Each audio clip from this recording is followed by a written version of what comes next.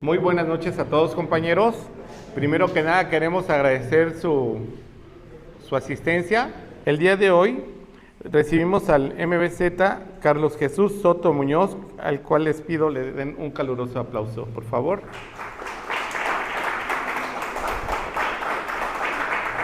Voy a leer parte de su currículum. Es médico veterinario y zootecnista egresado de la Facultad de Medicina Veterinaria y Zootecnia UNAM.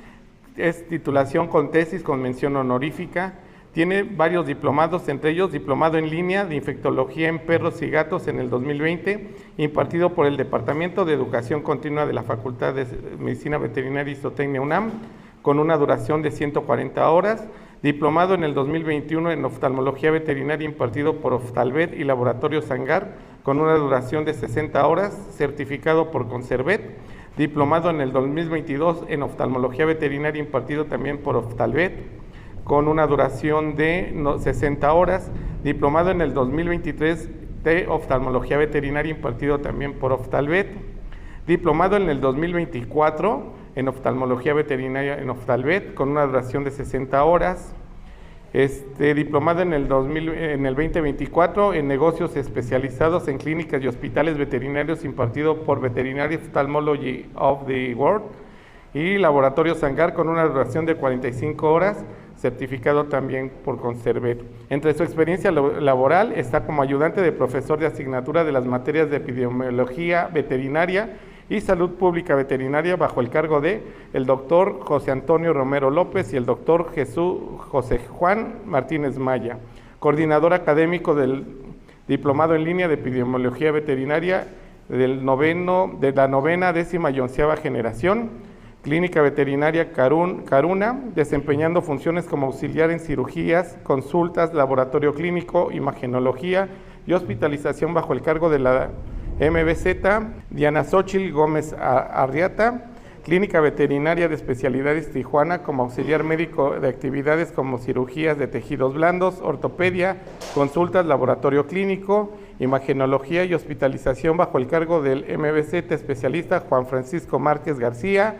También estuvo en el Hospital Veterinario Oftalvet como auxiliar médico, monitor clínico en protocolos de investigación en oftalmología, desarrollando actividades como consultas médicas de oftalmología.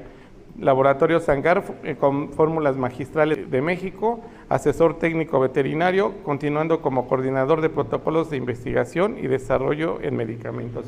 Recibamos con un caluroso aplauso al doctor. ¿Sí? Doctores, buenas noches, ¿cómo están? Qué bueno. La verdad es que me alegra verlos a todos aquí. Sé que es un día complicado, esperemos que me puedan escuchar bien. Y bueno, como podrán haber escuchado, pertenecía al equipo técnico de Laboratorio Sangar, principalmente enfocado a el desarrollo de protocolos de investigación, pero pues toda esta parte de investigación, dar pláticas y esa formación en oftalmología, también me dio un buen foco para no olvidar la otra parte, ¿no? Que en esta parte muchas veces los médicos se les puede llegar a olvidar que incluso esos ojos están pegados a un paciente, ¿no? Y bueno, cuando tuve la oportunidad de incorporarme al equipo de Zoetis, la verdad es que pues es una excelente oportunidad y dije, bueno, vamos a ver qué podemos lograr con el equipo, vamos a seguir avanzando juntos y seguir formándolos, porque una de las cosas que más me llena y que más me gusta es dar pláticas con ustedes, apoyarlos. No saben de verdad cuánto me hace feliz cuando me dicen, oye doctor, fui a alguna de tu plática y le fue muy bien a mis pacientes y demás, ¿no? Entonces, espero que así como ayudé muchos pacientes en Sangar, pueda ayudar muchos pacientes de este lado en Zoetis y que tengan toda esa confianza de poder preguntarnos, ¿no? Tenemos todo el equipo técnico, a nuestros representantes de ventas, todos los gerentes que están involucrados en la parte de la unidad de negocio de pequeñas especies. Entonces, que sepan que el Laboratorio Zoetis los va a apoyar en todo lo que ustedes requieran, ¿de acuerdo? Entonces, vamos a platicar un poco el día de hoy acerca de un tema muy interesante, que es anticuerpos monoclonales. ¿Alguien de aquí utiliza anticuerpos monoclonales? Levanten la mano. 1, 2, 3, 4, 5, 6, muy bien. ¿Y los demás? ¿Han utilizado o han querido utilizar anticuerpos monoclonales? ¿Han tenido como, no sé, esa duda de por cómo sirven, cómo funcionan, realmente hacen cosas buenas, o sea, han tenido como esa pregunta de si realmente funcionan, ¿no? De repente, muchas veces los médicos cuando tenemos algún nuevo producto en el mercado, muchas veces dudamos, ¿no? Y me incluyo porque hay algunos medicamentos que realmente tú dices o sea, los ves y no entiendes cómo funcionan, ¿no? Pero no es tanto que el producto sea malo, sino que de repente simplemente solo necesitamos que alguien nos apoye y nos facilite la información, ¿no? Pero bueno, para eso estamos aquí. Entonces, para los médicos que hayan utilizado los anticuerpos monoclonales, ¿cuál ha sido su experiencia? Doctor, usted levantó la mano, ¿verdad? ¿Cuál ha sido su experiencia con los anticuerpos monoclonales? Pues bueno, yo he usado ¿Cytopoint? Cytopoint, he usado también, bueno, Cytopoint prácticamente. ¿Y cómo le ha resultado? Bastante. Perfecto. ¿Alguien más? ¿Quién levantó la mano? Doctor, ¿qué tal le ha ido con los anticuerpos? ¿Sí? ¿Ha tenido buenos resultados? ¿Durante cuánto tiempo los ha utilizado más o menos? Más o menos, por ejemplo, el que más he utilizado en un paciente fue la librela, unos 10 meses. Ok. Y si yo le preguntara a usted, ¿qué tan seguro cree que sea el medicamento que me diría? Pues, la verdad, ya en otro paciente que me fue, ya no lo sentí tan seguro. Ok. Muy bien, pues básicamente vamos a platicar acerca de esto, cómo funcionan, de dónde salen, por qué son tan especializados y si tienen alguna pregunta, que seguramente van a tener muchas al final de esta plática, la resolvemos, ¿de acuerdo? Muy bien, entonces ya me hicieron la presentación, me presento, soy el médico veterinario Carlos Soto y bueno, vamos a hablar de las generalidades de los anticuerpos monoclonales. Los anticuerpos son proteínas. De manera general son proteínas que están combinadas con una porción de glucosa. Por lo tanto, son glucoproteínas, ¿no? En este caso, la mayoría de los anticuerpos, discúlpeme, doc, está conformado o tienen una forma de Y, ¿no? Es la complexión que tienen estas proteínas dentro del organismo. Ahora, normalmente, o bueno, de manera general, se producen por linfocitos B maduros y estas son las llamadas o las famosas células plasmáticas. Si recuerdan, los linfocitos B, cuando son sensibilizados y se activan, se especializan y del linfocito B se convierte en células plasmáticas. Y una célula plasmática es una célula muchísimo más grande y especializada únicamente de generar anticuerpos, ¿de acuerdo? Ahora, en este caso, estas glucoproteínas se encuentran en sangre y otros fluidos de tejido. Y se utiliza como el sistema para marcar principalmente antígenos. Cuando nosotros nos ponemos a pensar en inmunología, y me pasó mucho a mí cuando estaba estudiando, yo no entendía qué era lo que hacía un anticuerpo, ¿no? Decía, ¿cómo una proteína tan extraña puede funcionar o cómo le puede dar una protección al organismo? Bueno, pues básicamente lo que hacen los anticuerpos es neutralizar, ¿no? Cuando de repente alguien se ha puesto, todos hemos ido a una convivencia sana con un poco de alcohol, ¿verdad? Entonces, nunca falta la persona que se pone mala copa, que de repente dice, no, quítate, voy a empujar, y de repente empieza a empujar y a aventar a la gente, y de repente los buenos amigos que van con él, que siempre tienen que estar ahí, tienen que tranquilizarlo, ¿no? Entonces lo agarran y dicen, no, cálmate y todo eso. Bueno, pues de manera general eso hacen los anticuerpos, ¿no? De una forma mucho más especializada, mucho más centralizada y focalizada, pero tratan de neutralizar ciertas sustancias, ¿no? Y esas sustancias que neutralizan de manera general se llaman epítopes. Ay. Aquí me voy a saltar un poquito y me regreso. Las epítopes son una porción de cualquier cosa o de una proteína que entra al organismo y que puede llegar a generar daño contra el organismo, ¿no? Entonces, cuando una bacteria entra en contacto con el cuerpo, ¿quién es la principal célula inmune que se activa de primera instancia y ataca esa bacteria? ¿Alguien se acuerda?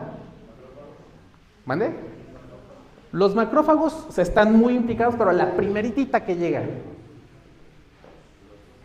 Los macrófagos llegan después. Los neutrófilos, ¿de acuerdo? Pero de manera general, denle una pelotita al doctor. De manera general, todas estas células que fagocitan lo que se van a encargar de hacer es de deshacer a ese organismo, ¿no? Entonces, una vez que deshacen a ese organismo patógeno, lo que pasa dentro de es que se degradan distintas porciones y esas porciones van a decir, ¿sabes qué? Yo le voy a decir a mi compadre, que es el linfocito B, que esto es malo, ¿no?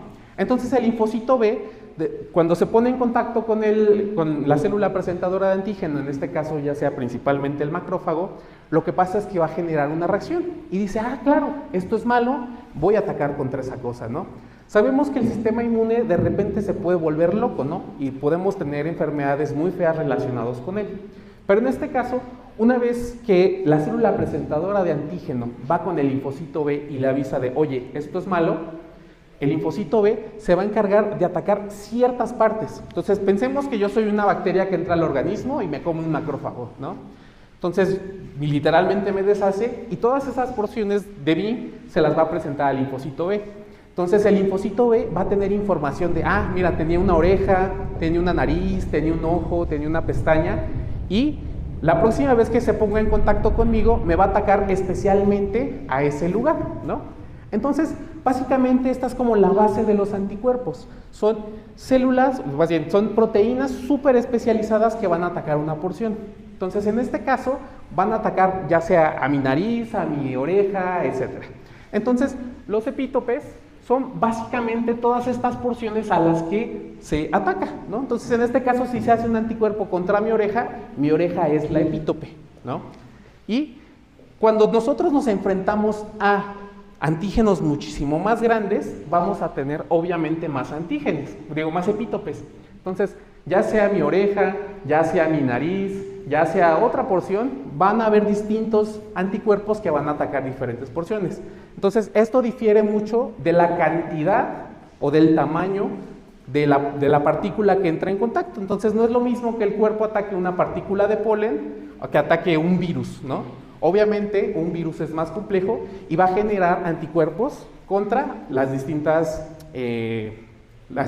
estructuras del virus, ¿no? Entonces, básicamente, cuando nosotros tenemos esta proteína súper especializada que se encarga de neutralizar, va a actuar de distintas maneras. Ahora, la principal manera en la que ataca o la que neutraliza las sustancias es directamente cubriendo la proteína, ¿no? Es decir, si nosotros tenemos proteínas muy pequeñas, esos anticuerpos se van a adosar a ellas, y si esas proteínas tienen la capacidad de activar un receptor, una vez que se neutralizan, ¿lo va a activar? ¿Sí o no? Si ya está neutralizada esta proteína y no alcanza a llegar aquí, ¿lo va a activar? No, ¿verdad? Entonces, básicamente, esta es la principal forma en la cual neutralizan ciertas reacciones o ciertas cadenas que están en el organismo, ¿no? Ahora, la siguiente forma es que también los anticuerpos pueden volverse súper especializados, pero principalmente contra los receptores de la membrana celular. Entonces, si tenemos un anticuerpo que se pone sobre este receptor, si llega la proteína específica de este receptor, ¿se va a activar? No, porque ya está ocupada por él, ¿no? En este caso, nosotros tenemos que el anticuerpo va a bloquear a la proteína y ya no va a llegar acá. Y en este caso, si el anticuerpo bloquea al receptor, la proteína ya no va a poder ingresar aquí. Entonces, si se dan cuenta, tenemos dos formas que nosotros bloqueamos ciertas comunicaciones celulares. Y en este caso, una vez que nosotros tenemos distintos anticuerpos que van a atacar a distintas epítopes de algún organismo, podemos cubrirlo, ahora sí, cubrirlo entre comillas, por completo, ¿no? Entonces, si cada bolita de estas es una epítope y nosotros tenemos muchísimos anticuerpos, obviamente lo van a neutralizar y le van a decir al sistema inmune, oye, aquí hay algo, necesito que lo degrades, ¿no? Básicamente se encargan de neutralizar y de marcar a las sustancias para que todas estas células que vayan a atacar lo degraden. Entonces, para los macrófagos va a ser muchísimo más fácil detectar a un patógeno o a un antígeno que está aquí, porque ya está marcado con el anticuerpo, ¿no? Entonces, no es lo mismo que esté dentro del organismo, que vaya libre por la vida, a que vaya con algo que lo está marcando y es literalmente un foco muy grande, porque esto desencadena una N cantidad de sustancias que si nos ponemos a platicar, no acabamos hoy ni mañana, ¿de acuerdo? Entonces, ¿Cómo funcionan los anticuerpos en medicina veterinaria o en este caso principalmente los anticuerpos terapéuticos? ¿De acuerdo? La principal diferencia es que los anticuerpos terapéuticos son aquellos que se hacen en laboratorio. Ahora, en este caso, los anticuerpos que actualmente tenemos en el mercado se encargan de atacar el principal proceso, ¿vale? Entonces, en este caso, la mayoría de los anticuerpos que hay actualmente en el mundo se van a encargar de bloquear directamente una proteína en específico, una citosina en específico o cualquier otra sustancia en específico para evitar que se desencadene una reacción. ¿Aquí queda claro esto? Ok, muy bien. En este caso, obviamente, si nosotros esperamos unos 10 o 20 años, van a generarse anticuerpos ya más específicos que van a atacar ciertos receptores, van a ver hacia ciertas citocinas y lo que pasa, por ejemplo, en medicina humana es que mientras más especializado sea la actividad de un anticuerpo o más difícil de encontrar ese epítope, va a ser, curiosamente, más caro. ¿Alguien conoce en cuánto están estas terapias en medicina humana? ¿Doctora? Hay unos anticuerpos monoclonal para alergia, está como 10,000 pesos y es mensual. Solo la aplicación, 10,000 pesos. Ok, y eso es barato. Y eso es barato. ¿De acuerdo? Incluso platicando con uno de los técnicos que también está en el equipo, me decía que él conoce una doctora que, no, me acuerdo que me dijo que tenía melanoma o algo así, pero tenía un anticuerpo tan específico que esa misma dosis mensual, o sea, mensual estaba en 65,000 pesos. O sea, la renta como de 6 casas aquí en Ciudad de México, ¿no? Pero en este caso, mientras más especializado es más caro. Ahora, la ventaja que tenemos en medicina veterinaria es que como este tipo de medicinas está en auge, nosotros tenemos la gran oportunidad de utilizarles. ¿Por qué? Porque obviamente no tienen que cruzar por tantas cosas, obviamente me refiero principalmente al mercado, porque la investigación claro que es muy rigurosa, pero obviamente todo esto desencadena en que los precios sean muy altos. Entonces, obviamente tenemos esa gran oportunidad de poder utilizarlos a un costo no tan elevado, pero hay que recordar que son tratamientos súper específicos. Ahora, ¿cómo podemos utilizar el poder de los anticuerpos para el bien? Y obviamente trataré de no ahondar mucho en la historia, pero toda esta terapia con anticuerpos, ¿qué creen? En estos años ganaron el premio Nobel, principalmente en el año de 1984 de la mano de César Milstein y George Kohler, ¿de acuerdo? Este tipo de medicina o de tratamiento que les estoy platicando literalmente ganó el premio Nobel, ¿vale? Y esta doctora tan particular, justo estaba leyendo su biografía y hizo cosas de investigación muy increíbles, pero dentro de esas encontró uno de los factores muy importantes, que es el factor de crecimiento nervioso. Digo, todavía no vamos a entrar en Librela, pero si recuerdan, los que han utilizado Librela, ataca principalmente o neutraliza el factor de crecimiento nervioso. Y muchas veces preguntamos, oiga doctor, ¿usted sabe desde cuándo se descubrió este factor de crecimiento nervioso? Y decimos, bueno, pues si es una terapia novedosa, tendrá 5 o 10 años, ¿no? Pero no, sorprendentemente el factor de crecimiento nervioso se descubrió desde los 50. O sea, desde hace 75 años tenemos esa información, pero no habíamos sido capaces de utilizarlo o de utilizar una terapia que llegara hasta acá, ¿de acuerdo? Entonces, creo que ese es como el parteaguas que tenemos en medicina, de que tal vez, no sé, algún doctor que sea un genio y en este momento está descubriendo una partícula, pero no la van a estar utilizando hasta el 2100, ¿no? Que esperamos que alguno de nosotros llegue. Muy bien. Ahora, ¿cuál es la diferencia de las terapias tradicionales contra los anticuerpos monoclonales? ¿Y a qué me refiero con terapias tradicionales? Obviamente a los antibióticos, a los antiinflamatorios, a toda la otra terapia que no sea anticuerpo monoclonal. Antes de eso, me gustaría saber, ¿qué tipo de terapia es los anticuerpos monoclonales? ¿Qué terapia creen que sea? ¿Genética?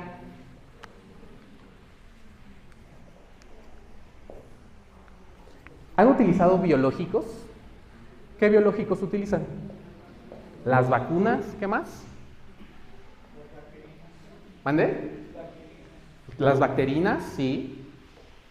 Han utilizado ¿cómo se llaman? Las interleucinas. Interleucinas. ¿Sí? Han utilizado, por ejemplo, Silexis, que es otro producto muy bueno de laboratorio. Bueno, pues todas esas son terapias biológicas. ¿Y qué creen? Los anticuerpos monoclonales se consideran terapias biológicas súper especializadas. Ahora, entre diferencias, obviamente la definición de la terapia con fármacos tradicionales es que todos estos fármacos se utilizan de manera o se extraen de cosas orgánicas, ¿no? Ya sea de plantas, de bacterias, etc. Y normalmente estos tienen un bajo peso molecular. Y la terapia con anticuerpos, ya sea monoclonales o policlonales, tiene un alto peso molecular. Ahorita vamos a ir para allá para que lo entendamos mejor. Pero lo que quiero de esta parte que se queden y que quede muy claro es que los fármacos tradicionales son moléculas pequeñas, muy pequeñitas, ¿de acuerdo? O sea, eso ténganlo en mente. Y las terapias con anticuerpos o los anticuerpos como tal son proteínas grandes, pero muy grandes. Si yo les pudiera poner en escalas, por ejemplo, pongamos que tenemos una bicicleta, ¿no? Y esa es una molécula de meloxicam. ¿De qué tamaño creen que sería un anticuerpo? ¿Mandé? No escucho. ¿Un tren? ¿Alguien nada más? ¿Da menos? Por ahí escucha a alguien más. ¿Mandé? Otro tren, sí. ¿Pero qué creen? Básicamente, si nosotros nos ponemos a pensar en el tamaño, una partícula de meloxicam que pesa 350 daltons es 430 veces menor de tamaño que un anticuerpo monoclonal. ¿Sí se dan cuenta del tamaño tan enorme que tiene? Es decir, cuando nosotros nos tomamos una pastilla de meloxicam, literalmente esas partículas se deshacen así, tan pequeñas, ¿no? Pero yo justo cuando estaba desarrollando y estaba estudiando para esto, incluso a mí me sorprendió el tamaño tan absurdo que tienen. O sea, de verdad no dimensionaba el tamaño de un anticuerpo, ¿no? Y cuando nosotros nos vemos así, pues, si es tan grande, ¿cómo demonios funciona? ¿No? O sea, ¿cómo entra la sangre? ¿Qué hace? ¿No? O sea, ¿por qué es tan grande? Bueno, pues ahorita vamos a ir para allá.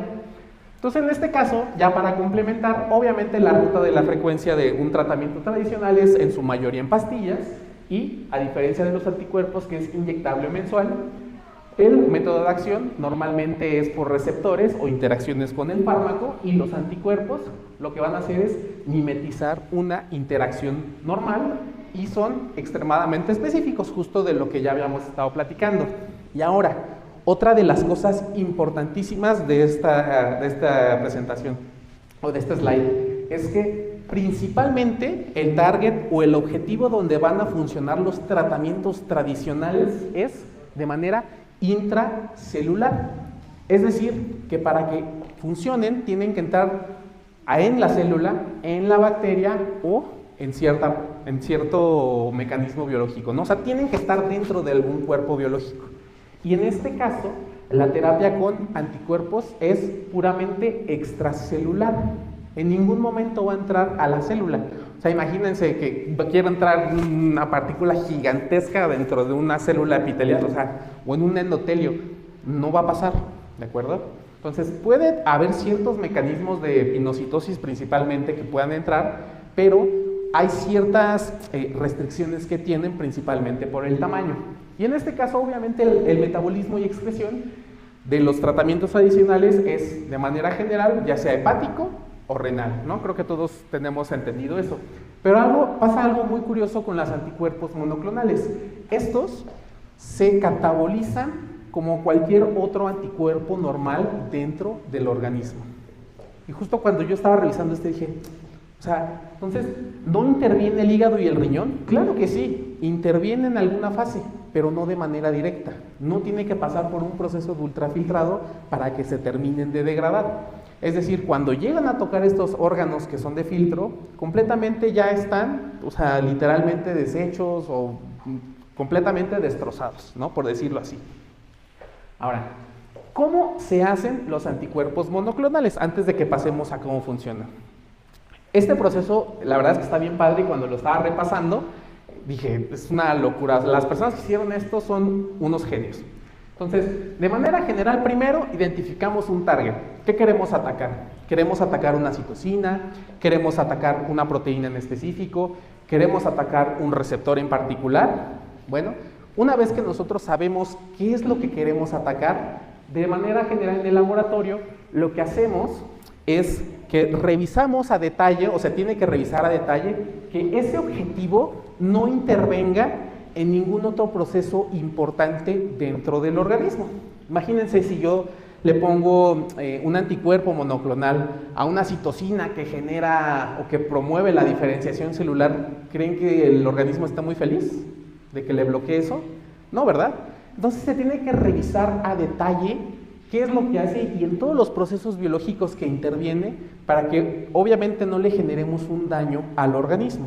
Entonces, una vez que nosotros identificamos esto, producimos una inmunización con los animales de laboratorio. Es decir, que por ejemplo a las ratas o a los ratones experimentales se les inserta o se inmunizan contra ese objetivo en específico y la idea es que ese ratón o esa rata genere anticuerpos contra lo que nosotros le estamos inyectados. ¿Hasta aquí todos bien?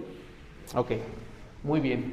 Una vez que nosotros tenemos a nuestro héroe de laboratorio, obviamente nuestro héroe, porque literalmente son eso, lo que van a hacer es generar células B, ¿no? Y esas células B, ¿qué producen?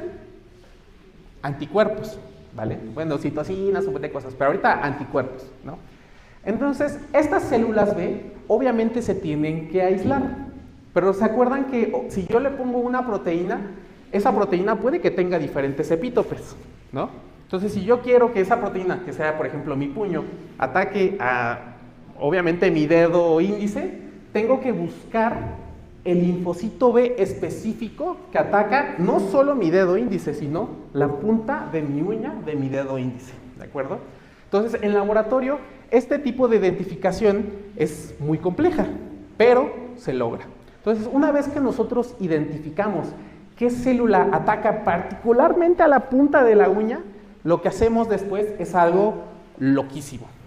Y esto, obviamente, es identificar el código genético que se configura dentro de ese linfocito B, que está principalmente enfocado a generar esa parte del anticuerpo, que en este caso es la fracción variable, que se va a adosar a la parte de ese epítope, ¿no?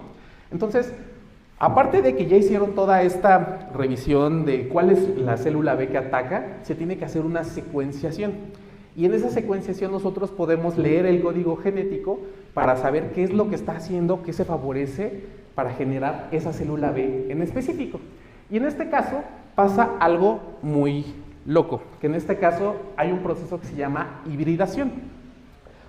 Es decir, nosotros ya tenemos linfocitos B súper específicos, ya sabemos, ya leímos el código genético, ya sabemos qué hacer, pero ¿qué sigue?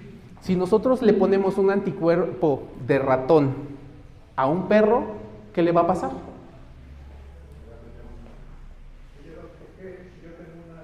Dígame, doc. Sí. Ok. Si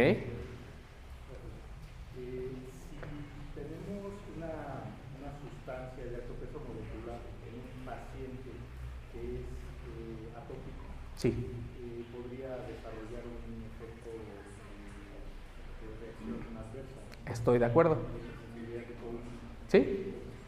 ¿Cómo se logra realmente? De todas maneras, aunque sea canonizado, que es una sustancia exógena. Ok, sí. Mire, justo ahí vamos. Y es por eso lo que les preguntaba. Una vez que nosotros tenemos ya la secuenciación y el linfocito B y el anticuerpo en específico que estamos buscando, ¿qué es lo que debemos hacer? Obviamente, hibridar. Y hibridar es básicamente convertirlo o hacerlo lo más parecido a un anticuerpo de la especie. Y en este caso, doctor, yo estoy muy de acuerdo. Es una partícula muy grande que pueda ser completamente antigénica porque es algo extraño y el cuerpo obviamente lo va a detectar y se va a ir sobre él. Y es precisamente que este proceso de hibridación es tan particular. Porque una vez que nosotros detectamos todas esas secuencias de ADN, lo que hacemos es literalmente combinar ese ADN con un linfocito B de perro o de gato o de la especie en cuestión. Pero no es cualquier linfocito B. Si nosotros utilizáramos cualquier linfocito B, ¿cuánto les gustaría que viva un linfocito B?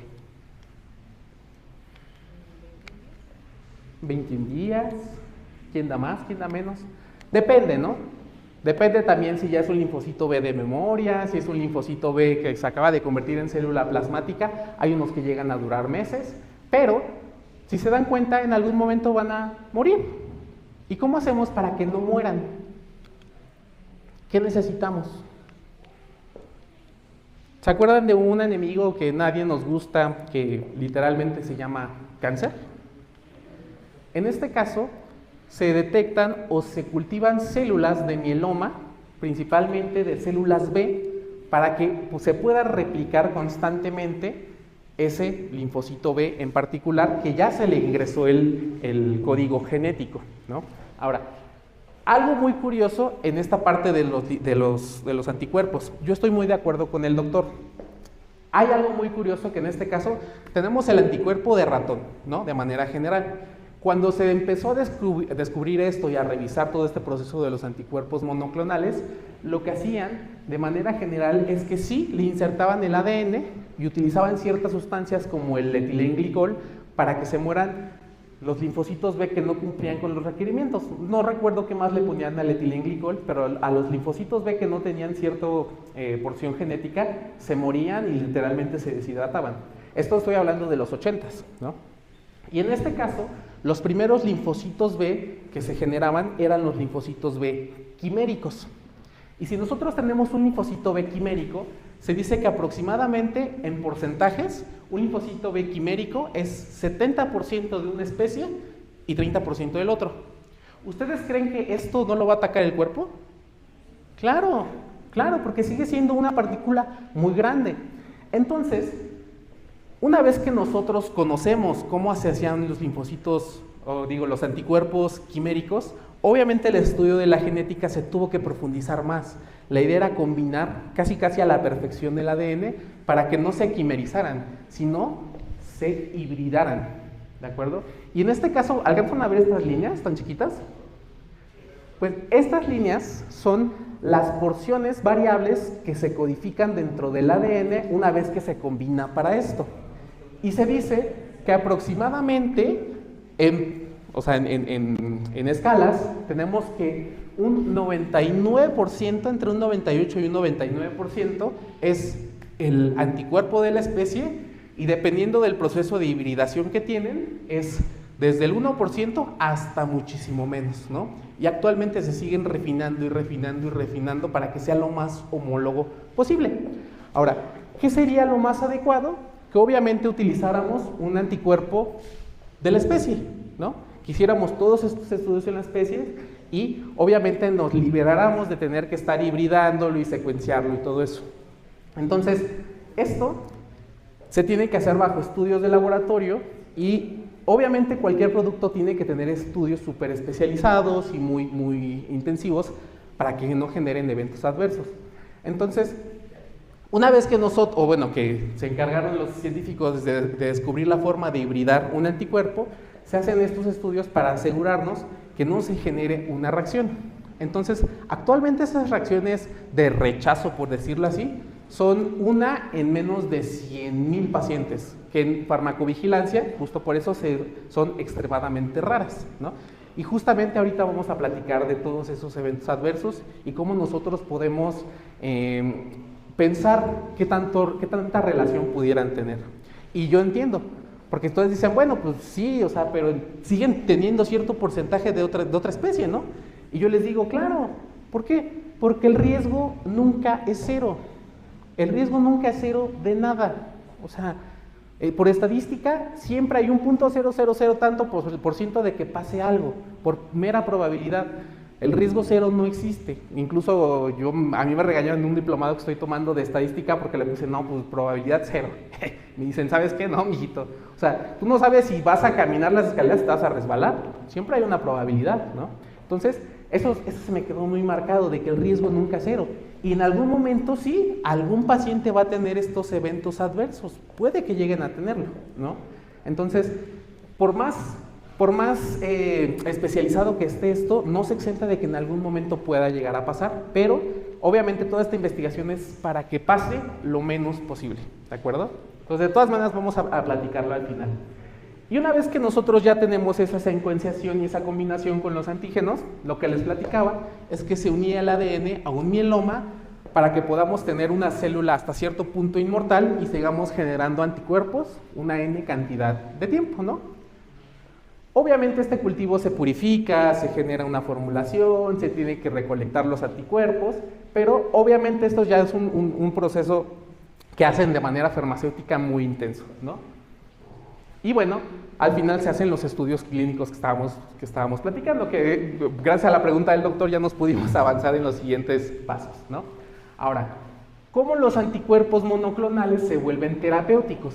Bueno, pues básicamente, primero toda la ingeniería celular que lo conlleva, ¿no? Que ya habíamos platicado.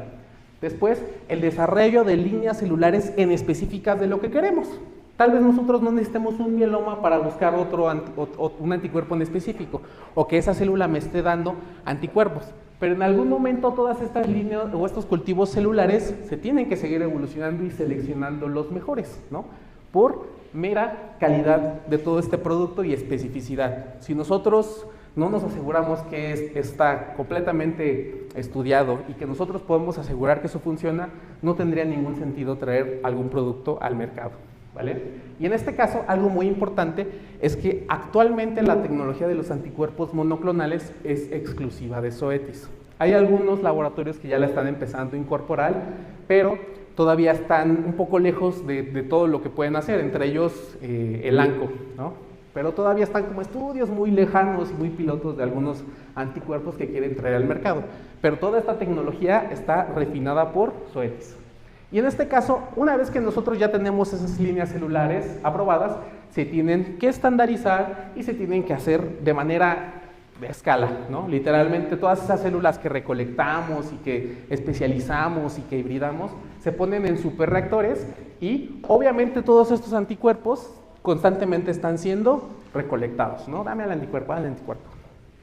Ahora, todo este tiempo les he estado hablando de anticuerpos monoclonales, ¿no? Y una diferencia, y algo que quiero que quede muy claro, es la diferencia entre un anticuerpo monoclonal y anticuerpos policlonales. Ya me pasé, pero a ver, ¿quién me puede decir la diferencia? Seguramente alguien ya la leyó. ¿Qué es un anticuerpo monoclonal? ¿Ha quedado claro hasta ahora?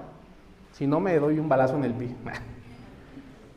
De manera general y muy simplista, es un anticuerpo monoclonal, es una preparación, bueno, básicamente es el resultado de los anticuerpos que reconocen al mismo epítope.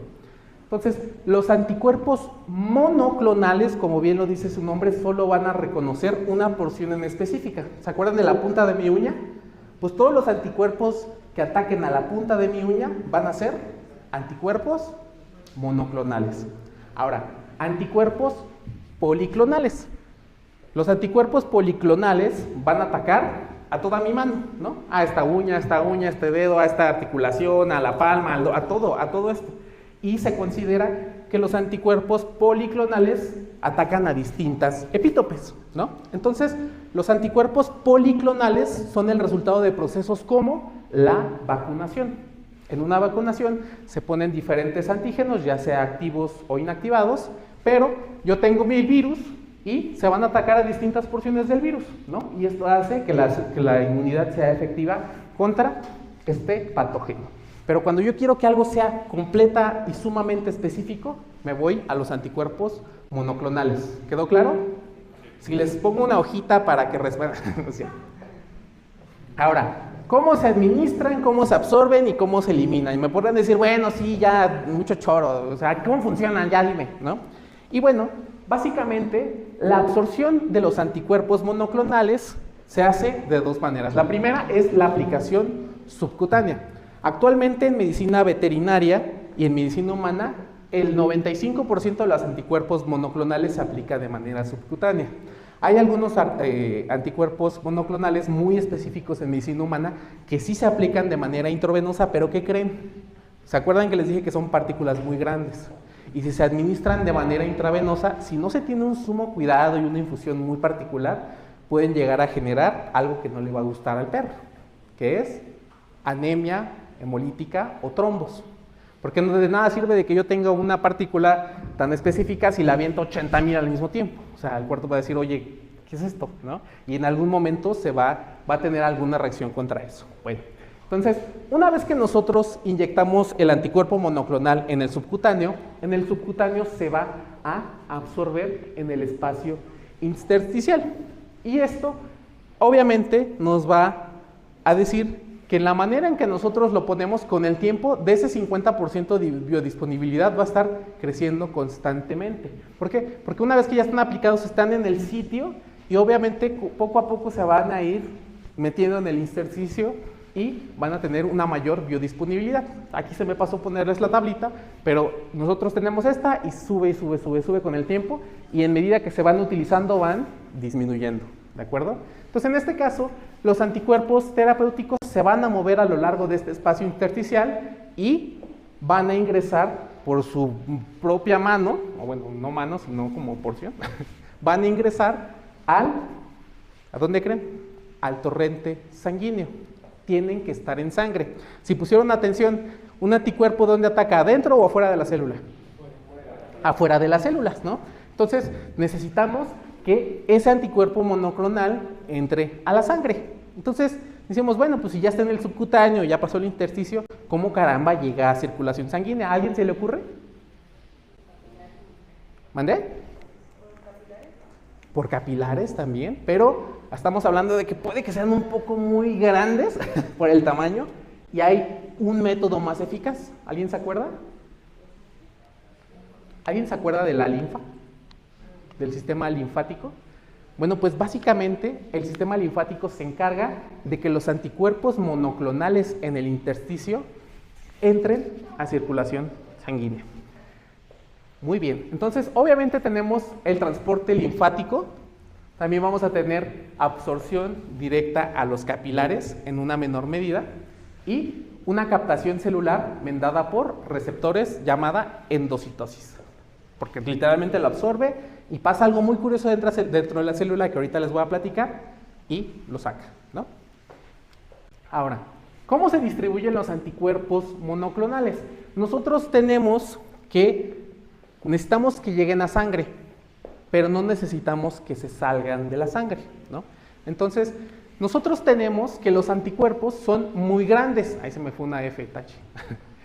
Nosotros sabemos que los anticuerpos son muy grandes y es muy difícil que entren a los capilares. Entonces, esa es una de las barreras físicas, por así decirlos, para que no regresen. ¿Y qué creen? El transporte linfático también lo vuelve a regresar a la sangre, ¿no? Y pasa algo muy curioso, que esto nos dice que una vez que nosotros lo inyectamos en el subcutáneo y se absorbe, vamos a tener una baja distribución en tejidos, porque el cuerpo constantemente se está enfocando de regresarlo y regresarlo a la sangre, porque le dice, oye, tú no vas aquí, no estás atacando nada aquí, regrésate, ¿no? Entonces, en este caso, en esta tablita, los médicos en este estudio lo que hicieron es ver qué partículas estaban principalmente en los tejidos. Y nosotros en los tejidos podemos encontrar partículas muy pequeñas. ¿Y qué creen? Los anticuerpos monoclonales, o bueno, los anticuerpos en general, tienen una poca o una difusión muy baja en tejidos. Por eso la inmunidad celular es tan complicada cuando tenemos una herida en piel. Por ejemplo, ahí tenemos que atacarla de otros mecanismos, ¿no? Pero bueno, recuerden, el objetivo va a estar en circulación sanguínea o en las superficies celulares, nunca dentro de las células. Y el hecho de que funcionen afuera de las células nos da un margen de seguridad muy grande. Ahorita vamos a ver por qué. Ahora, sí, ya, se absorbió, está en torrente sanguíneo, pero ¿cómo funcionan? ¿No? En este caso, una vez que están en torrente sanguíneo, van a atacar a las partículas, a la proteína en específico para lo que fueron creados, ¿no? Y constantemente se van a ir acabando. Por decirlo así, si yo inyecto 1000 anticuerpos monoclonales y se van encontrando con esa proteína que yo quiero que la neutralicen, pues van a ir acabándose poco a poco. Una vez que la agarran, no hay forma de que se pueda llegar a separar por la alta especificidad y poco a poco va a ir disminuyendo su cantidad. Pero muchas veces no todos los anticuerpos tienen esa capacidad de unirse al target, sino que hay algunos que pueden llegar a eliminarse principalmente por otros anticuerpos. Y esto es una de las cosas que nos decía el doc, y esto es precisamente lo que no queremos. Por eso el proceso de hibridación es tan específico, para que no se generen anticuerpos anticuerpos monoclonales, ¿no? Lo cual esto sí sería un problema, porque obviamente el paciente no podría tener la oportunidad de utilizar una terapia tan específica como esta. Y recuerden, el riesgo nunca es 0, y en algún momento puede llegar a pasar, ¿no? Y en este caso, hay otro método en el que se pueden ir o perder ciertos anticuerpos, y es por flujos fuera de capilares al espacio intersticial, o puede que sean secuestrados por ciertas células, como, no sé, que de repente se encontraron un neutrófilo, o literalmente estaban cerca de un macrófago que estaba en fagocitosis y se metió ahí de metiche. Bueno, pues esto también, pero principalmente el método en el que se van eliminando o se van disminuyendo su concentración es para lo que vinieron, para la unión al target. Y aquí pasa algo bien curioso, ¿no? Recuerden la inmunidad materna. ¿Qué es la inmunidad materna? En lo que me acomodo esto. ¿Mandé? El calostro. ¿El calostro qué tiene? Anticuerpos, ¿no? Ahora, ¿están de acuerdo que esos anticuerpos no son los anticuerpos del organismo? ¿No? Son los anticuerpos de la mamá. Son muy parecidos, pero hasta cierto punto puede que se lleguen a secuestrar o puede que lleguen a tener cierta lisis celular. O puede que simplemente los secuestren otro tipo de células y que los catabolicen, ¿no? Pero ¿cómo hacemos para que no se catabolicen los anticuerpos? Más bien, ¿cómo los anticuerpos duran tanto en la circulación? ¿Alguien se lo ha preguntado? Porque una vacuna nos puede llegar a proteger 1, 2, 3, 4 años. ¿Se lo habían preguntado? No, pues yo tampoco. No, justamente me lo pregunté cuando estaba haciendo esta presentación. ¿Se acuerdan de la marquita que tenemos aquí en la mayoría de los mexicanos? ¿Qué vacuna es? ¿Mande? Tuberculosis, viruela, todo eso, bueno, etcétera. ¿Los han vacunado otra vez contra esta? No. Y nadie se pregunta, ¿por qué no me han dado un refuerzo? ¿Tendremos todavía anticuerpos contra esa enfermedad? ¿Sí? Es decir, si estamos en contacto otra vez, se puede tener esa protección gracias a los anticuerpos y a los linfocitos B de memoria.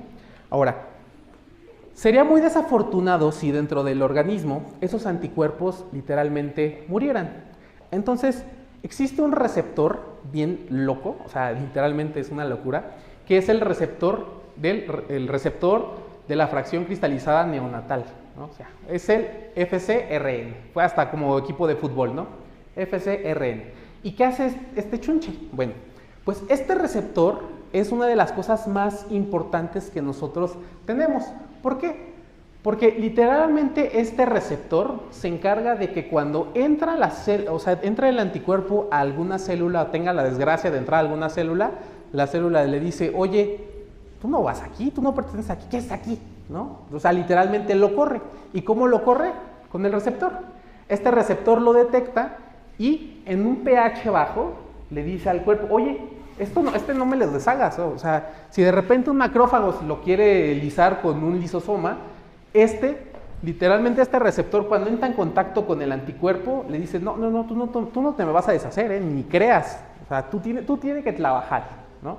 Entonces, cuando lo detecta, lo aleja literalmente de las sustancias del lisosoma y en este caso lo que hace es protegerlo en una vacuola.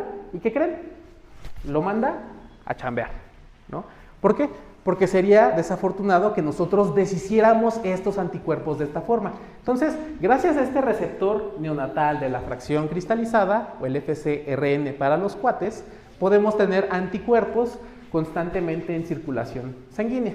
Y es por eso que necesitamos que sea lo más parecido a la especie en cuestión que nosotros utilicemos estos anticuerpos monoclonales. Entonces, Una vez que nosotros sí ya salvamos al anticuerpo, sigue chambeando y todo eso, bueno, pues de alguna manera se tiene que eliminar porque no pueden vivir para siempre. Bueno, en este caso, los anticuerpos se van a eliminar por excreción o catabolismo. Es decir, si nosotros tenemos un virus, ese virus se le van a pegar los anticuerpos, lo van a neutralizar, ya no va a ser infectivo y como ya está marcado por anticuerpos, ¿quién se lo va a comer? El macrófago. ¿Pero qué creen? Cuando al macrófago se lo come, el anticuerpo ya está unido al receptor, a lo que necesita unirse. Entonces, dentro del macrófago ya no se prende el receptor FcRn. Ya dice, no, pues tú ya estás unido a otra cosa, tú ya hiciste tu trabajo, hijo mío, ya puedes descansar. Entonces, literalmente, hace que el lisosoma lo deshaga. ¿Vale? Entonces, esta es la principal forma de eliminación de los anticuerpos y de los anticuerpos monoclonales, porque no pueden vivir para siempre. Y claramente hay ciertos mecanismos que también pueden llegar a afectarse entre ellos, pero de manera general los anticuerpos se degradan a péptidos y aminoácidos dentro de las células y gracias a esto no se metabolizan ni en hígado ni en riñón. La única forma en la que llegan los anticuerpos monoclonales a hígado o al riñón es en forma de fichitas, o literalmente en su forma más básica que son aminoácidos. Entonces es por esto que este tipo de terapias biológicas son de lo más seguro que existe actualmente, ¿no? Y en este caso recuerden, al ser muy grandes, estos no van a entrar al sistema de filtración glomerular en el riñón. O sea, literalmente no hay forma de que entren. Si ustedes alcanzan o revisan en la literatura, los capilares son tan pequeñitos que literalmente un avión, como lo vimos hace rato, no puede entrar. Por ahí tiene que entrar en su forma más básica, ¿no? Y en este caso, hay pequeños fragmentos que pueden ser absorbidos una vez que ya están deshechos y que el riñón está pasando por el sistema de filtración. Dice, pues tú todavía me sirves, vale, vete a trabajar otra vez, aunque sea su forma más simple. Y también, obviamente en el hígado, se encarga de una pequeña cantidad de anticuerpos IgG que tal vez no llegaron a cumplir su función. Ahora sí que el residual. Pero, como es una proteína muy especializada, ¿qué va a pasar con el hígado? Que pues, dice, bueno, pues es lo más parecido, entonces te voy a degradar como cualquier otra proteína que puede entrar en contacto, ¿vale? Ahora, una vez que este anticuerpo está teniendo su trabajo, en este caso que ya cumplió lo que tenía que cumplir, es absorbido por la célula, el lisosoma lo degrada y ¡pum!, se deshace, entra a circulación sanguínea y lo que platicamos ahorita, ¿no? Muy bien, ya lo expliqué. Entonces, básicamente, la eliminación de los anticuerpos no va a depender de la filtración del riñón ni de la función hepática. Recuerden, son catabolizados, literalmente son desechos dentro de las células, no se metabolizan, no entran en contacto con todas estas enzimas de la P450, no entran en contacto con ellas, simplemente todo el proceso es celular y es de degradación. Muy bien. Ahora, ¿cómo vamos de tiempo? Me quedan 5 minutos. 10, digamos, o 15. Si no les está gustando, avísenme y ya nos vamos. Muy bien. Tenemos 3 anticuerpos monoclonales en Zoetis: Cytopoint, Solencia y Librela. ¿Todo ok aquí? ¿Saben para qué funciona cada uno? ¿Para qué funciona Cytopoint? A ver, levanten la mano. Por una pelotita. Ay, levanten la mano. Doctora. Para la dermatitis que causa prurito intenso, ¿ok? ¿Se acuerda específicamente a qué se une? Bueno, ahorita vamos a ver. Pero, denle una pelotita a la doctora, por favor. ¿Alguien se acuerda a la citosina que se une? Bueno, ahorita vemos. Solencia. ¿Este qué es? Un anticuerpo monoclonal para el dolor asociado a osteoartritis. Y aquí hay que ser muy cuidadosos.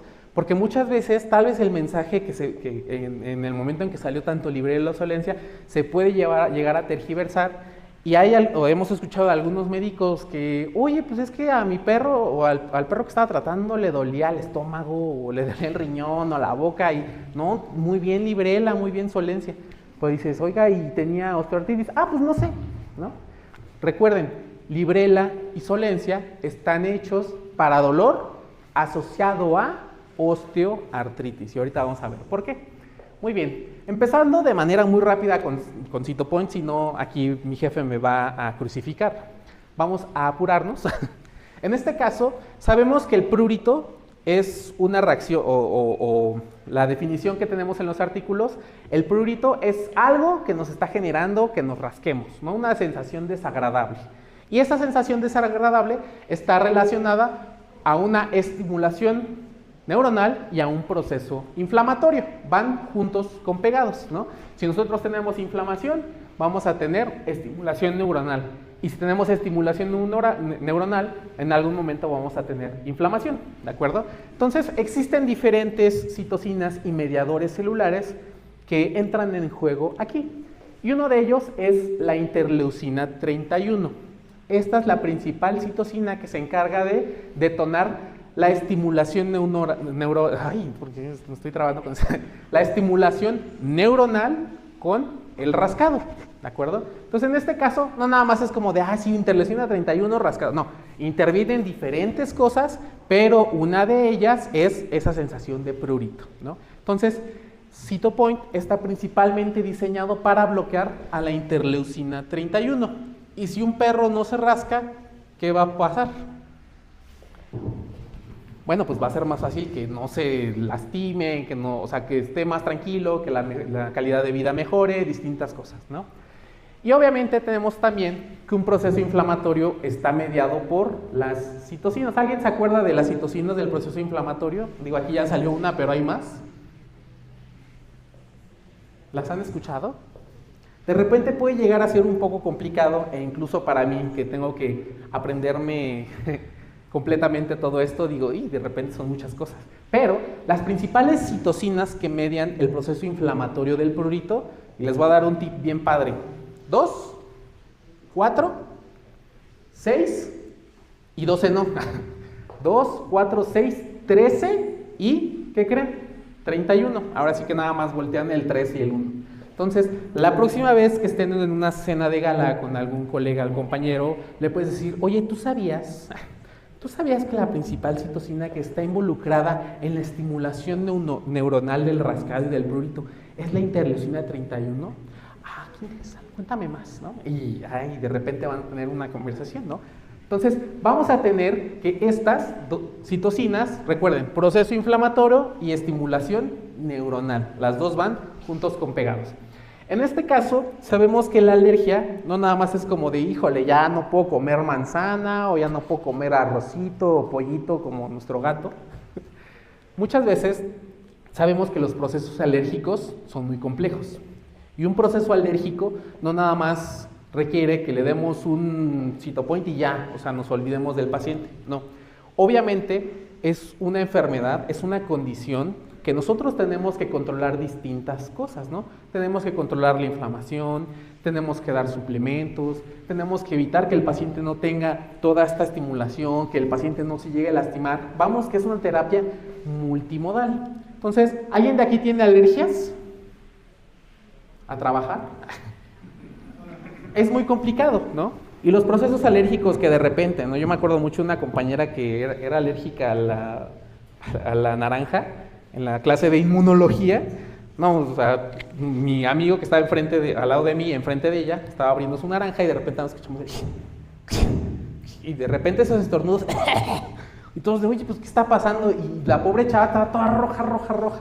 De, oye, eres alérgica, ¿verdad? O sea, claro que era alérgica, entonces obviamente tuvo que tomarse sus medicamentos, etcétera, y pues salirse del salón, ¿no? Es como cuando le preguntas al zurdo, ¿eres zurdo? Claramente, pues sí, o sea, si se está ahogando la pobre chava, tiene un proceso alérgico. Pero recordemos que los procesos alérgicos van más allá. En perros y gatos podemos tener procesos alérgicos a los alimentos, podemos tener dermatitis atópica, podemos tener dermatitis atópica al piquete de pulga, o sea, una N cantidad de razones por las cuales podemos llegar a tener alergias.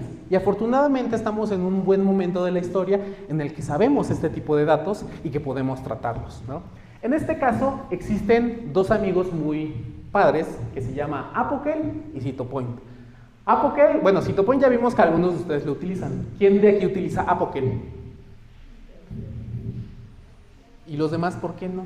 Bueno, después de aquí que se sientan con la confianza de utilizar Apoquel, ¿de acuerdo? Entonces, en este caso, el Apoquel lo que va a hacer es principalmente bloquear a las citocinas inflamatorias, ¿de acuerdo? Acuérdense, 2, 4, 6, 13 y 31, ¿de acuerdo? Bueno, 31 ahorita es diferente. Entonces, en este caso, una vez que la interleucina 31 se une a los receptores, la interleucina 31 lo que va a hacer es desencadenar una señalización. Entonces, lo que hace el Apoquel es literalmente bloquear un proceso inmunológico relacionado a un detonante que se llama las JAK-STAT.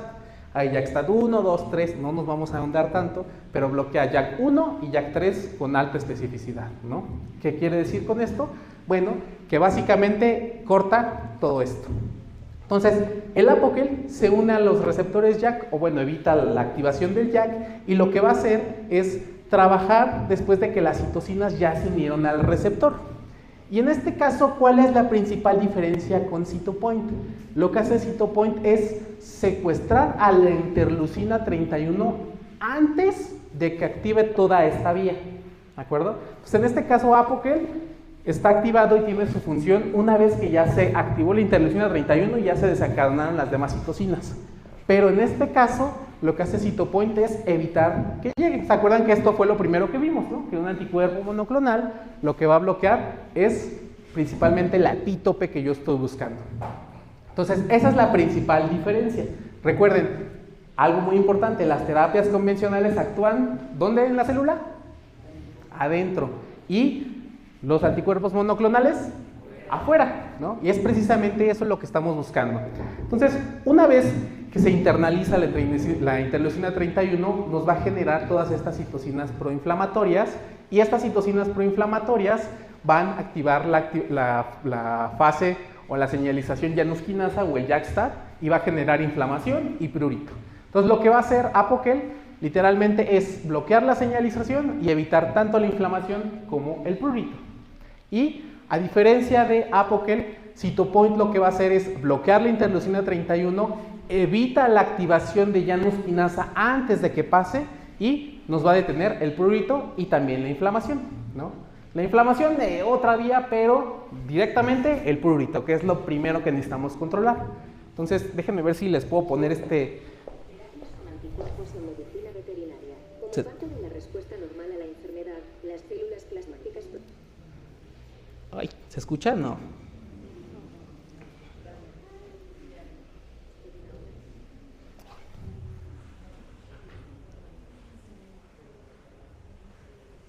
Ahí está. Están cortitos, ¿eh?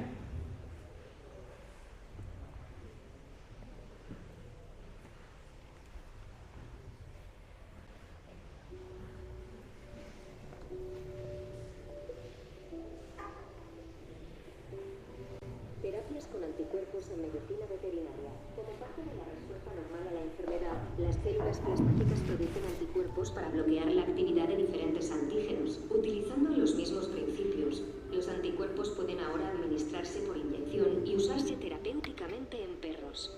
La terapia con anticuerpos monoclonales imita la respuesta natural a la enfermedad, proporcionando anticuerpos altamente selectivos que se dirigen específicamente y neutralizan solo las moléculas que están implicadas en el proceso de la enfermedad. Cytopoint, Lokivetmab, es una terapia de anticuerpos monoclonales anti-interleuquina 31, diseñada con un alto perfil de especificidad para la interleuquina 31 canina, permitiendo a los veterinarios dirigir y neutralizar a un mediador clave responsable del desarrollo del prurito en la enfermedad atópica con un elevado perfil de seguridad. Con una inyección mensual, los veterinarios tienen en su mano la capacidad de restaurar la calidad de vida de los perros atópicos a largo plazo, reforzando su relación con los propietarios.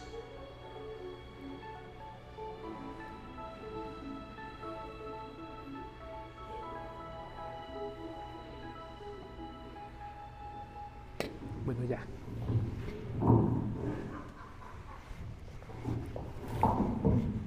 ¿Todos escucharon el video? ¿Les dije alguna mentira? ¿Oh, sí?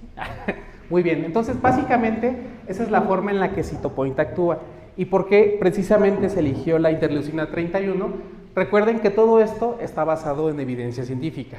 Y en todos estos estudios, la interleucina 31 es la citocina principal que se encarga de inducción de prurito, ¿vale? Y es la que está involucrada en la progresión y en la perpetuación de la enfermedad de la dermatitis. Entonces, en este caso, si el paciente constantemente tiene prurito, se va a estar rascando y rascando y se va a estar lastimando y va a haber infecciones, inflamación y es un ciclo muy complejo, ¿no? Entonces, recordemos y regresamos a lo que decíamos, que es una terapia completamente multimodal, ¿no? No podemos nada más decir, bueno, pues nada más le pongo el Cytopoint y dejo que la infección progrese. No, o sea, hay que ver qué es lo que requiere el paciente, ¿no? Doctor, ¿comentó? Muy bien. Entonces, recuerden que es eficaz para el tratamiento con estos pacientes con dermatitis alérgica, dermatitis atópica, a una dosis mínima de 2 miligramos por kilo y la administración se hace cada 4 a 8 semanas según sea necesario. ¿Va a ser lo mismo que yo trate a un paciente con prurito de hace 3 años a un paciente que tal vez empezó hace 2 meses? ¿No? ¿Creen que la cantidad de interleucina 31 sea la misma en los dos casos, tanto crónico como en agudo? No. Entonces, es la gran ventaja de que nosotros podemos tener un control adecuado de pacientes crónicos durante todo un mes o en pacientes que están empezando de leve a moderado hasta incluso 2 meses, ¿no? Entonces, acuérdense que los anticuerpos se degradan dependiendo del uso que vayan teniendo, como lo vimos en la presentación. Entonces, obviamente si hay una menor cantidad de interleucina 31, vamos a tener una vida media de los anticuerpos mayor. Muy bien. Ahora, vamos a Solencia y Librela, ya casi acabamos, no se preocupen. De manera general, la osteoartritis es un proceso crónico, degenerativo, de baja inflamación. ¿A qué me refiero de baja inflamación? De que constantemente esa inflamación me genera más inflamación y dolor y baja inflamación. Empieza de manera, de un bajo grado y ese bajo grado va progresando. ¿Por qué? Porque la articulación se va desgastando y obviamente los pacientes no van a tener el mismo estilo de vida. Tal vez si era un paciente, un perro, un gato que saltaba a la cama y que estaba bien loco y que corría y se jalaba y todo eso, y en algún momento de su vida empezó con osteoartritis y no nos dimos cuenta y poco a poco la calidad de ese paciente ha empezado a bajar, ¿no? Recientemente también acabo de ver que mi gatito está empezando con problemas de osteoartritis. Ya el pobre, de repente sí lo vi y dije, oye, ¿qué te pasó? Yo creo que se ha de haber lastimado. Obviamente ya estoy con antiinflamatorios, pero ¿qué creen? Voy a utilizar esto y la próxima vez les platico qué tal me fue. No, muchos casos muy buenos de éxito, pero en este caso, como es mi media mitad, mi media toronja este gatito, me voy a...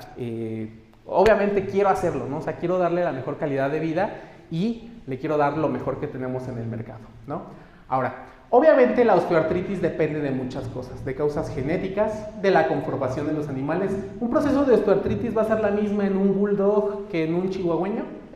No. ¿Cuáles son las que se afectan principalmente? Las razas grandes, ¿no? Los pastores alemanes, los gran daneses, todos estos llegan a tener una incidencia mayor de inflamación en las articulaciones y de problemas de osteoartritis. Relacionado también a la raza, lo que vimos, lesiones previas, peso corporal y edad. Algo muy curioso también, y era una investigación que estaba llevando en Sangar, acerca de un nutracéutico que tratara de disminuir los niveles de glucosa en sangre. Y aquí esto me hizo clic cuando estaba revisando del peso corporal. Y dije, ¿el peso corporal? Sí, claro que sí interviene en todos estos procesos de osteoartritis. Pero yo me acuerdo que en uno de esos artículos revisé la incidencia de obesidad en perros y gatos en el 2023. ¿Alguien tiene idea de más o menos cuál es el porcentaje de animales de compañía con obesidad? ¿Cuánto, doctora? 70, 80, más o menos. ¿Quién da más? ¿Quién da menos? Más o menos, ¿no? Bueno, esta investigación claramente estaba desarrollada principalmente en Estados Unidos, ¿no? En un país que hasta cierto punto tienen un mayor poder adquisitivo y tienen una facilidad de conseguir ciertos medicamentos mejores, ¿no? De mejor calidad, por así decirlo, entre comillas, ¿no? Porque sabemos cómo son del otro lado. Bueno, este artículo decía que del 2010 se observaba que eran un 40% de pacientes con obesidad en perros y gatos en el 2010. Y en el 2024, esto había evolucionado hasta un 58% en Estados Unidos. Imagínense si alguien hiciera una investigación así en México. ¿Qué tenemos para el perro? ¿Qué tenemos Pedigrí? ¿Qué tenemos Dog Chow? No sé si vieron que hace un par de semanas la Profeco sacó un comunicado de las mejores croquetas. No sé si lo revisaron, pero la mayoría de las croquetas que estaban en ese comunicado tenían un porcentaje de grasa ridículamente elevado en comparación a lo que necesitaba un perro. No quiero hacer comerciales, pero ese comunicado de la Profeco decía que la mejor croqueta calidad-precio era la Ganador Premium, sorprendentemente. Y hace unos años, en 2021, Ganador Premium tenía una mayor cantidad de minerales, ¿no? Que decían, bueno, sí es buena, pero tiene mucho mineral. Pero actualmente ya le bajaron a los minerales y está en una estabilización, ¿no? Es de las mejores croquetas calidad-precio. Entonces, si nosotros hiciéramos un estudio así en México, yo apuesto lo que quieran a que más de la mitad de pacientes de animales de compañía tienen obesidad. Entonces, esto es un factor perpetuante en la osteoartritis, claro que sí. O sea, en algún momento estos pacientes que tienen una talla muy grande, que no salen a pasear, que viven en departamentos cada vez más pequeños, que no tienen actividad física, ¿qué creen? Que esto va a seguir aumentando y aumentando y aumentando y aumentando con el tiempo. Solo es una bomba de tiempo. Ahora, respecto a la osteoartritis, y justo esto de la obesidad lo voy a agregar también a esta presentación, se me hace muy interesante. Respecto a la osteoartritis, se dice que un 40% de los perros muestran signos de dolor por osteoartritis, de cualquier edad. O sea, ya sea perros de 10, 12 años hasta cachorros de 9, 10 meses, ¿no? Porque hay ciertas enfermedades en cachorros que pueden generar osteoartritis. Bueno, pues de esos 40%, solo el 46% son diagnosticados con osteoartritis. Entonces, por ejemplo, que tengamos 100 perros, de esos 100 perros, 40 tienen signos de dolor y de esos 40, la mitad, unos 20, 19, tienen el diagnóstico de osteoartritis. Pero ¿qué creen? De esos 20, únicamente se van a tratar aproximadamente entre 5 y 6 pacientes, bueno, 6, 7 pacientes más o menos. Entonces, de 100 pacientes que reciben el tratamiento, 5 o 6 les late que sea adecuado. No, porque es una enfermedad subdiagnosticada. Muchas veces no nos damos cuenta hasta que ya tenemos la bomba de tiempo aquí enfrente, ¿no? Entonces, esto aparte de que pues sea para que ustedes digan, ay sí, estuvo muy padre la plática, es también para hacer conciencia, ¿no? De que hay ciertas condiciones que tenemos que prestar una mayor atención, ¿no? No tanto por nosotros, o bueno, sí, también, ¿no? Pero si nosotros somos más cuidadosos con los tutores o incluso con los pacientes que tenemos, vamos a poder darles una mejor calidad de vida, ¿no? Recuerden que en la medicina siempre es mejor prevenir que curar, ¿vale?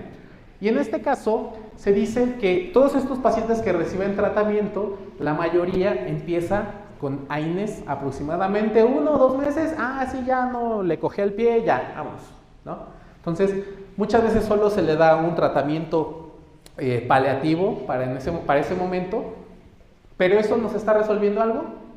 No. ¿Por qué? Porque es un problema degenerativo. O sea, es algo a lo que ni siquiera nosotros vamos a poder evitar. Claramente hay ciertos factores, como vimos, que involucran y es nuestro deber tratar de que esos pacientes tengan una menor incidencia, pero en algún momento, más bien, en este momento ya está siendo un problema muy grande de salud animal, ¿no? Ahora, rápidamente, el 60% de gatos de más de 6 años se dice que pueden llegar a tener osteoartritis. ¿Por qué? Porque estos pacientes pueden llegar a empezar con signos de dolor por la forma de vida en la que tienen. Trepan, suben, o sea, hacen un buen de cosas. Y a partir de los 6 años, nosotros tenemos que la mitad de gatos, el 60% de los gatos, ya empiezan con estos signos de osteoartritis a los 6 años. Y a partir de los 12 años, ¿qué creen?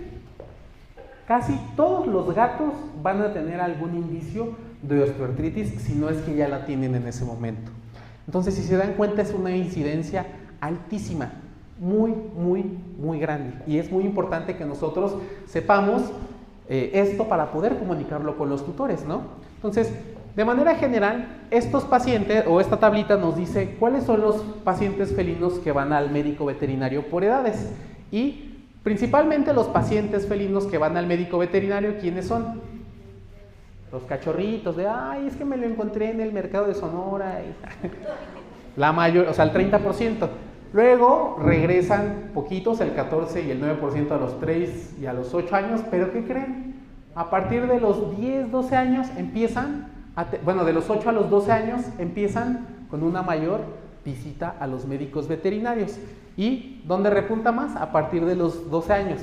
Principalmente, ¿por qué problemas? Por osteoartritis y por enfermedad renal crónica. ¿De acuerdo? Entonces, esas dos son las enfermedades más importantes en perros, en gatos geriátricos, ¿no? Entonces, estos datos son muy importantes. ¿Ya les tomaron fotos para presumirle a sus amigos? Muy bien. Ahora, ¿por qué nos extraña tanto que los gatos tengan signos clínicos de dolor? Nosotros sabemos que los gatos nos odian, ¿no? Bueno, hasta cierto punto eso pareciera. Los gatos no son tan expresivos. Y es por eso que es difícil que nosotros leamos cuando ellos llegan a tener algún signo clínico de dolor. Los gatos aguantan un buen. Estaría padre aquí revisar algún paper de umbral de dolor, pero los gatos de manera general tienen una resistencia al dolor impresionante. Y es por eso que nosotros es difícil que nos demos cuenta cuando un gato realmente está cojeando. ¿Cuándo nos damos cuenta? Ay, es que se cayó de un tercer piso, doctor, pero ahí está, ¿no? Está bien, no le pasó nada al Tommy. O sea, esos pacientes que de repente llegan a tener este tipo de lesiones o de incidentes, sí, presentan cojera, pero si nosotros revisamos un gato de 8 o 10 años, probablemente tenga cojera, pero no lo veamos, tal vez porque no le prestamos la atención adecuada y porque, claro, en casa también los tutores es difícil que se den cuenta. ¿Dónde están los tutores? Trabajando, y el gato dormido, ¿no? Luego los tutores van por la despensa y el gato dormido. O los tutores hacen de comer y el gato... Bueno, no dormido, para algunos sí roban comida, pero en su mayoría la cantidad de actividad física es mucho menor que la que tiene un perro en casa, y es por eso que los tutores es más complicado que vean que tienen este tipo de signos clínicos, ¿no? Entonces, al ser pequeños y ágiles y que nosotros difícilmente podemos ver esto, no les hacemos estudios radiográficos de manera recurrente, lo cual deberíamos hacer cada año o cada que un paciente geriátrico pueda entrar por el consultorio, ¿no? En México tal vez virtualmente no sea tan posible, pero en el deber ser, ¿no? Y en este caso, algo bien importante, y esto también está padre que le tomen fotos, es las articulaciones que más se afectan. Aquí, obviamente, las articulaciones más afectadas van a ser tanto la cadera, los tarsos, las garras, el codo y los hombros. Aquí les voy a poner la incidencia de articulaciones afectadas. Esta tabla es muy padre porque nosotros podemos ver cuáles son los pacientes que más llegan a tener cuando cojean. Entonces, tal vez una cojera se puede relacionar un 50% a pacientes con lesiones en la rodilla, o en este caso un 40% a gatos en lesiones en los tarsos, ¿no? Particularmente yo me di cuenta porque mi gato estaba apoyando plantígrado, entonces de repente vi que estaba así y dije, ay, ¿qué le pasó? ¿No? Entonces en este caso hay que ser muy cuidadoso con eso. Y ahora, algo bien importante, y esto sí me gustaría profundizar más, pero en otra ocasión, pero es el tema del dolor. ¿Creen que el dolor sea malo? No, el dolor es bueno. Es bueno que nos duelan las cosas, ¿no? Aprendemos, bueno, el dolor tiene muchas interpretaciones, pero de manera general, los dolores siempre son buenos, porque nos avisan. Si nosotros tenemos o nos pegamos en el dedo chiquito, el cuerpo nos va a decir, oye, ¿qué estás haciendo? ¿No? Necesitas reposar. O si nosotros llegamos a tener alguna reacción que nos esté generando dolor, vamos a tener, principalmente si tenemos algún golpe, alguna quemadura, algún traumatismo, algo que se llama dolor agudo, ¿no? Y el dolor agudo, recuerden que puede ser tanto de corta duración en ciertos aspectos, pero si no se trata, este dolor agudo puede evolucionar a dolor crónico. Recuerden, los cambios por dolor normalmente son temporales y esto se resuelve una vez que la inflamación pasa. Ahora, ¿cuándo hay un problema? Cuando este dolor no lo tratamos y ese dolor se vuelve crónico. Y el dolor crónico es lo que se llama un dolor desadaptativo. ¿Por qué? Porque el cuerpo ya no sabe si es bueno que te duela o ya no te duela o ya no sabe qué hacer, ¿no? ¿Alguna vez han tenido alguna lesión en la espalda? que involucre alguna hernia discal o una presión en los nervios, ¿saben lo doloroso que es? Bueno, a los que les ha dado. Yo particularmente a principios de año tuve también una lesión medio particular, muy particular, que hizo que me doliera literalmente toda la pierna y no me podía levantar, pero llegó un punto en el que en mi bomba de antibióticos, de antiinflamatorios, dije, o sea, ¿esto por qué? O sea, ¿es necesario que me duela tanto? O sea, ¿de verdad tiene que dolerme tanto para que yo no haga las cosas? Y no, o sea, realmente esto sí va relacionado con la inflamación, pero un dolor crónico que ya va 3, 4, 5, 6 meses, un año de, es que me duele la cadera porque no me siento bien, eso ya no está bien y tiene que ser tratados. Tenemos que ser muy avisados con eso y hacerle caso a nuestro cuerpo, ¿no? Y en este caso también al cuerpo de los pacientes, ¿no? Entonces recuerden, un dolor desadaptativo no tiene propósito alguno. En este momento ya no es adaptativo, ya no nos está generando una reacción inflamatoria, no nos está generando algún beneficio. Entonces, un dolor crónico, esto nos va a generar una calidad de vida reducida. Y es precisamente con lo que está relacionado la osteoartritis. Ahora, los procesos del dolor son diversos. Están involucrados las células inflamatorias, principalmente mastocitos, neutrófilos y macrófagos, y los TH17. Todos estos secretan un montón de cosas que no vamos a ver hoy porque no los quiero aburrir, pero de todas esas principalmente, ¿qué creen? Aquí hay uno que se llama el factor de crecimiento nervioso. Y no sé si recuerdan que Librela y Solencia atacan principalmente este factor de crecimiento nervioso. ¿Por qué me importa atacar esto? Bueno, porque estos se unen al TRK, no nada más de los nervios en las articulaciones, sino también al TRK de las células inflamatorias. Y esta, principalmente el FCN, me va a generar dos cosas. Una mayor sensibilización al dolor, es decir, el dolor me genera más dolor, y cuando se une a las células inflamatorias me va a generar inflamación. Entonces, un FCN en exceso nos va a generar más dolor y más inflamación, ¿de acuerdo? Entonces, es por eso que es muy importante que nosotros sepamos cómo controlar eso, ¿no? Aquí me encantaría hablar de todos estos, pero no podemos.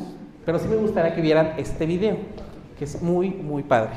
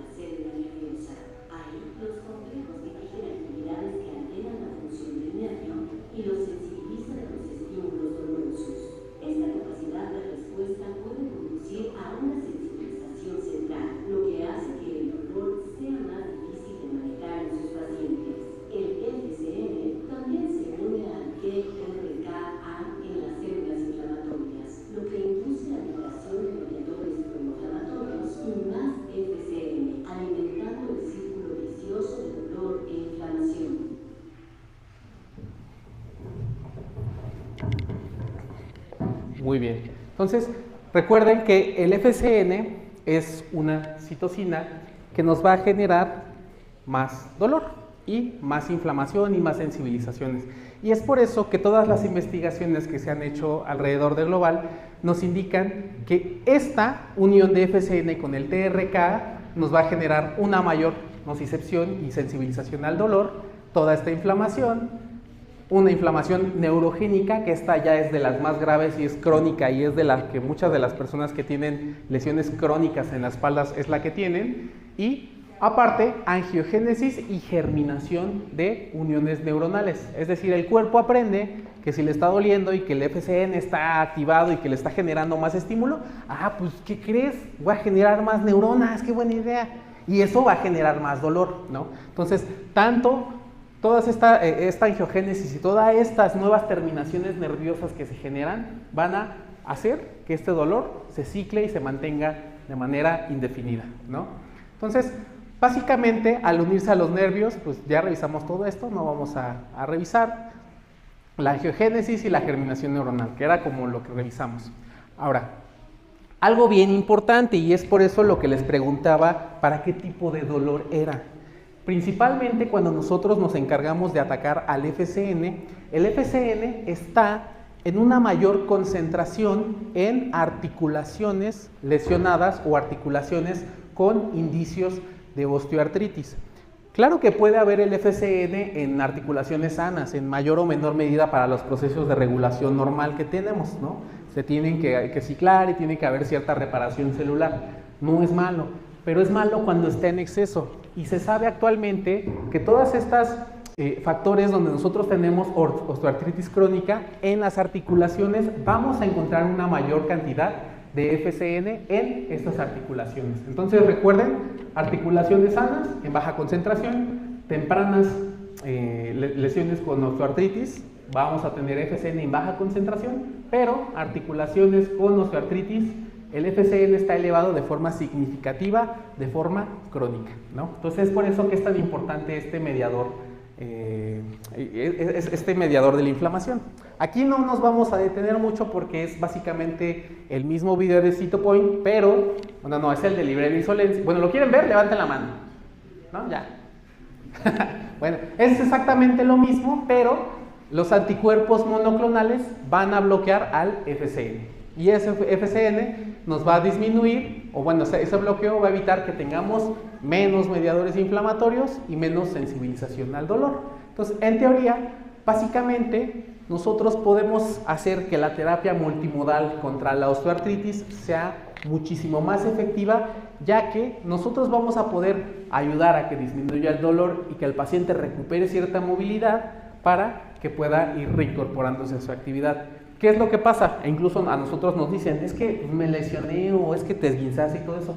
¿Y qué dice su mamá, no? O su abuelita, ay, mijo, quédate quieto, ¿no? Y yo me acuerdo que cuando tuve mi lesión en la espalda, lo que me dijo el ortopedista es, quedarse quieto es lo peor que puedes hacer, ¿no? ¿Por qué? Porque si tú te quedas quieto vas a disminuir la movilidad, vas a evitar que todos esos factores empiecen a tener y vas a tener un desequilibrio horrible. Obviamente sí, tienes que empezar a recuperar la movilidad, pero poco a poco. Obviamente explícale esto a un perro, hay que ser también tener pericia, ¿no?, con los tutores para explicarle por qué es importante esto. Porque en cuanto el paciente se empieza a sentir bien, ¿qué creen que va a pasar? Justamente va a empezar a levantarse y se va a empezar a lesionar, y esto nos va a llevar a más inflamación. Y de hecho, este es el principio de la osteoartritis en humanos de rápida evolución. Porque una vez que los humanos que tienen osteoartritis crónica se empiezan a sentir mejor, trata de recuperar tu movilidad, pero como esas personas han tenido tanto tiempo, tanto dolor y se empiezan a sentir mejor, ¿qué es lo que hacen? Ya puedo hacer todo, me voy a mover, o sea, y esto genera que la osteoartritis evolucione más, ¿no? Recuerden, es una terapia que es bastante buena si la utilizamos con sabiduría y la usamos de manera multimodal, ¿no? Entonces, ya para terminar, sabemos que la dosificación hay para distintos tamaños de pacientes y en gatos podemos utilizar un vial para gatos de 5 a 7 kilos y para gatos más grandes administrar los 2 viales, ¿no? Entonces, ¿ya le tomaron foto a esta? Perfecto, muy bien. Entonces, esto pues básicamente ya es como un resumen de todo lo que hemos visto y no se las quiero hacer muy larga, pero los anticuerpos monoclonales son una terapia bastante interesante, bastante novedosa, que claramente todavía está en investigación, que está en refinación y que nosotros como médicos siempre tenemos que estar al pendiente de las nuevas terapias que tenemos, ¿no? Entonces, los anticuerpos monoclonales son uno de los parteaguas importantes en medicina veterinaria y muy bien, pronto vamos a tener todos estos anticuerpos, pero la versión Pro, ¿no? El Cytopoint Plus, Portela para gatos y Lenivia para perros. No alcancé a poner los logos, pero justamente en algún momento vamos a tener esto con una mayor duración, porque estos duran un mes, ¿no? Entonces lo que queremos es que duren muchísimo más tiempo. ¿Por qué? Porque eso también nos facilita la atención y el tratamiento y el apego al tratamiento de los tutores y de los pacientes, ¿de acuerdo? Muy bien, perdónenme por comerme media hora de su tiempo.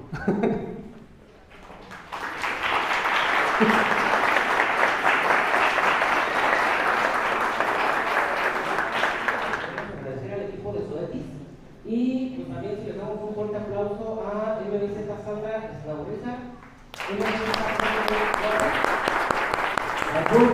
Luis Morales y MBZ Cartera. Muchas gracias por su apoyo para que se diera esta plática. El Colegio Mexicano de Médicos Veterinarios o Tecnistas dedicados a las pequeñas especies, AC, otorga la presente constancia a MBZ Carlos Jesús Soto Muñoz por su participación como ponente de la conferencia Anticuerpos Monoclonales, una nueva era en el manejo seguro del dolor y dermatología, llevada a cabo el jueves 25 de julio de 2025 con una duración de 2 horas. Un fuerte aplauso.